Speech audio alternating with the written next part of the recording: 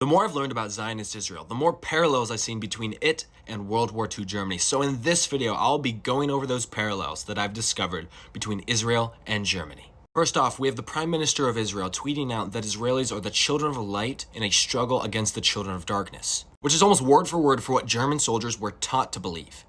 Schutzstaffel Commander Wolf says that the men of the Schutzstaffel were subtly conditioned to see themselves as the sons of light, that they were engaged in a struggle against the powers of darkness. Kristallnacht, or the Night of the Broken Glass, was a horrifying slaughter of the Jews in Germany, and it was the beginning of the end. The Nakba of 1948, when Jewish militias slaughtered Palestinians and forced thousands to flee, was also the beginning of the end for the Palestinians, to their land being stolen and them being oppressed. World War II Germany demolished Jewish homes, especially during the Night of the Broken Glass, when in numerous places there were hundreds of homes destroyed. This reminds me of the demolishing of Palestinian homes in the West Bank. Citizenship law in Germany only allowed those with German-related blood to be granted citizenship. Israel's law of return only grants those with Jewish blood to become citizens and be granted citizenship, not those driven out by the Nakba in exile who are refugees who want to come back to their land. Theodor Herzl, the founder of Zionism in 1895, wrote in his diary that in the settling of Israel, we shall try to spirit the penniless population across the border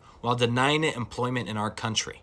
The removal of the poor must be carried out discreetly and circumspectly.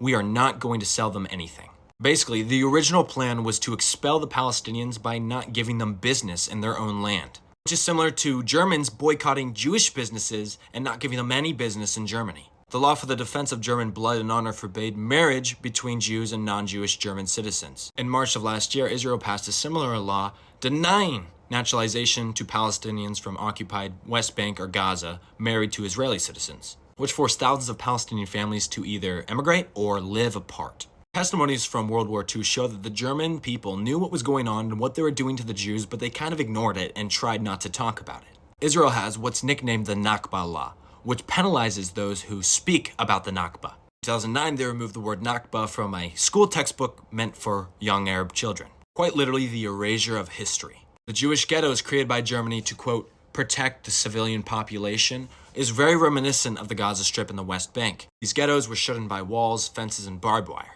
No one could leave or enter without a special permit. Here's what the Gaza Strip looks like. Here's what the West Bank looks like. Israel has instated a permit regime that they have to have in order to exit Gaza for medical aid, visiting family, working.